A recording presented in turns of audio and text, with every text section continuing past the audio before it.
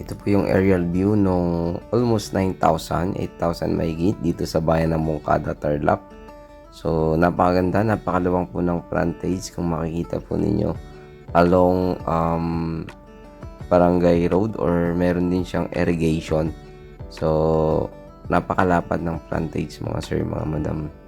Pwedeng taniman ng mais, palay, at mga iba't ibang klase ng gulay. Pwedeng gawing residential areas itong part na ito. Pwede rin siyang residential farm lot. Pwedeng maglagay ng fish pond. At the same time, pwedeng taniman ng mga fruit bearing trees yung property na ito mga sir, mga madam. Napakalapit lamang po sa bayan ng Moncada, Tarlac. At least 5 minutes more or less nasa bayan ka na po, or town proper ng Moncada, Tarlac. So halos malapit din ito sa bayan ng sa part ng barangay ng Bayambang. May shortcut po dyan at Bautista mga sir, mga madam. So ganito po, mayroong siyang deep well ng dalawa. Kung nakita yung deep well kanina sa harap, ito yung deep well niya sa likod mga sir. Ayan. So dalawa po yung source ng kanyang water, deep well. Pwede pong maglagay po dyan ng electric para mas makakatipid ayon sa ating mga magsasaka na may gumagamit na po ng electric pump.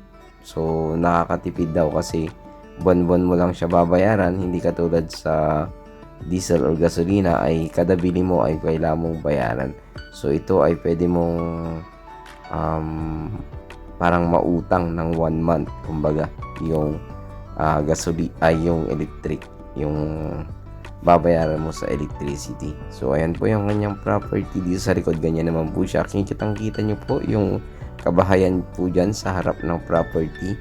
Yan lang po kalayo yung electric line at wifi line mga sir, mga madam. At the same time, ganyan din kalapit yung barangay cemented road mula po dito sa property. Ayan, napakalapit po. Kitang-kita po ninyo siguro around 200 meters from the property yung layo ng kuryente at wifi mga sir, mga madam.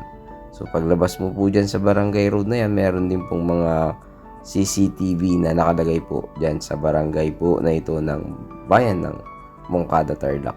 So ayun, ito po yung property na 8,000 mahigit, almost 9,000. So 350 per square meter at pangalan po ng ating seller. So kung gusto nyo makausap yung seller, mag-set lang po tayo ng araw upang makapag-sit po tayo sa kanila. Ayun po, muli, maraming salamat. God bless you all.